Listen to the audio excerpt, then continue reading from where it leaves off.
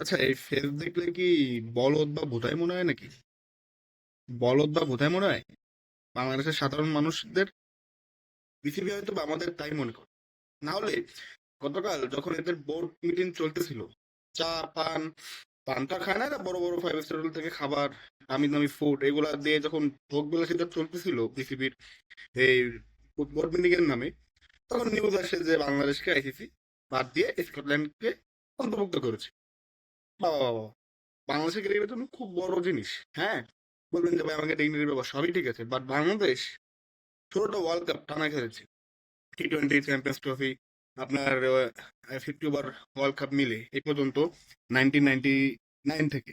So এরপর বাংলাদেশের প্রথম করে ওয়ার্ল্ড কাপ আপনার বাদ যাচ্ছে। হ্যাঁ, যোগ্যতা ভিত্তিতে নয়, আপনার ডিপ্লোমেসি ব্যর্থতা অ্যান্ড নিরাপত্তা কনসার্নে বাদ যাচ্ছে।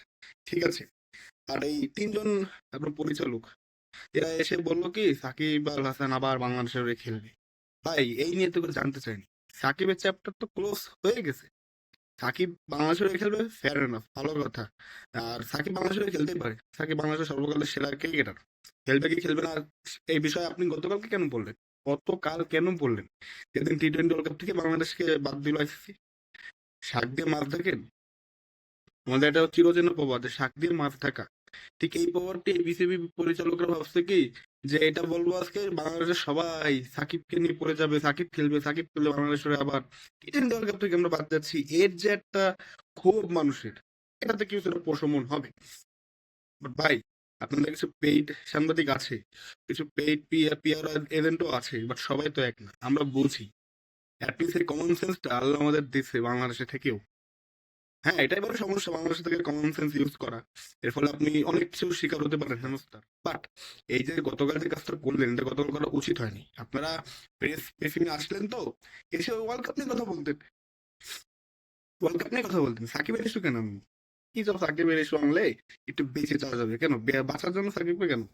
সাকিবটা তো আপনার লাস্টে তোর নিজের দেশে যে বাংলাদেশে টেস্ট খেলতে চেয়েছিল সাকিব, সেটাও তো করতে দেয়নি। এখন তখন বলতেছে যে এটা তো আগের বোর্ডের কথা, আমরা তো তখন ছিলাম না, তো আপনারা ছিলেন না। সো হট, আগের বোর্ডের কথা, সাকিব টেস্ট খেলেনি, এসব বাদ। সাকিবের চেয়ে তো Bangladesh cricket board, Bangladesh cricket যেখানে একটা ওয়ার্ল্ড কাপ মিস করলো, আপনারা বিসিবির বর্তমান যারা হত্যাকর্তা তারা কিছুই করতে পারলেন না, তাদের উপর লানত। কি কূটনৈতিক ডিপ্লোমেসি আপনারা চালিয়েছিলেন? কি ইনফরমেশন আপনাদের কাছে ছিল যে ভোটাভুটি হলে আইসিসিতে বাংলাদেশে এত লজ্জনীয় ভাবে বা শোচনীয় ভাবে পরাজিত? আপনি কি জানতেন না? কি আপনার কি আপনার এই যে এন্টি ইন্ডিয়া ইন্ডিয়ান মুভমেন্ট, ঠিক আছে, আপনি বাইরের দেশের ক্রিকেট বোর্ডের সাথে কেন যোগাযোগ করেনি? তাদের মতামতটা কি জানতে চাননি কেন? যে ব্যর্থতা কার? শাক দিয়ে মাছ থেকে না, মাছ থেকে বেরিয়ে আসবে। এটা ফালতু মানে অদ্ভুত লাগে। আর ভাই, নিজের দেশের ক্রিকেট টি-20 ওয়ার্ল্ড কাপ থেকে বাদ হয়ে যাচ্ছে, যোগ্যতা থাকা সত্ত্বেও আইসিসি ডিক্লেয়ার করে দিয়েছে। ওরা এখানে মদ মস্তি করে বোর্ড মিটিং এ এসে বলতেছে তিনজন যে সাকিব আল হাসান আবার আসবে, সাকিব আল হাসান আবার বাংলাদেশের হয়ে খেলবে। সো সাকিব খেললো কি না খেললো কি, যে দেশের ক্রিকেট কোমায় চলে গেছে, ভেন্টিলেটরে আছে, সে দেশের হয়ে খেললো না খেললো কি আছে যায়? সাকিব অবশ্যই বাংলাদেশের বড় তারকা, আল্লাহ ছেড়ে সাকিব অবশ্যই আবার খেলবে, সবকিছু তো আল্লাহর উপর। আপনি তো সাকিব আবাকে নির্ধারণ করার যোগ্য না তো ভাই। আসিফ আকবর, আমি জানি যে আপনি প্রথম ডিভিশন ক্রিকেট খেলেছেন, বাট আপনি এত গায়ক মানুষ ভাই, এত এত প্রেস কনফারেন্স করেন না, করেন না। আপনি বিসিবিতে আসার আগে যে আসিফ আকবরকে আমরা চিনতাম, সম্মান দিতাম, আস্তে আস্তে কিন্তু সেই সম্মানটা থাকছে না। আপনি একজন বিখ্যাত গায়ক, নো ডাউট। আপনি মানুষ হিসেবেও যতটুকু আমরা জানি উপর থেকে ভালো, বাট এত প্রেস কনফারেন্সে আসেন না। বাংলাদেশের সাংবাদিকতাকে কাছ থেকে দূরে থাকেন, নাহলে কিন্তু পচে যাবেন, ঠিক আছে? না, মানুষের মনে কিন্তু দিন দিন ক্ষোভ সৃষ্টি হবে।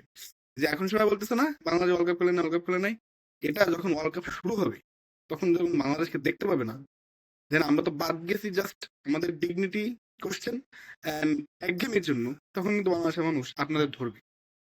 তো সাকিবের ইস্যু এখন আইনেন না, সাকিবের ইস্যু এখন খাবো না, বদহজম হয়ে গেছে, ঠিক আছে? জাস্ট বদহজম হয়ে গেছে। আপনাদের উপর লানত যে একটা দিয়ে আরেকটা রাখতে চান।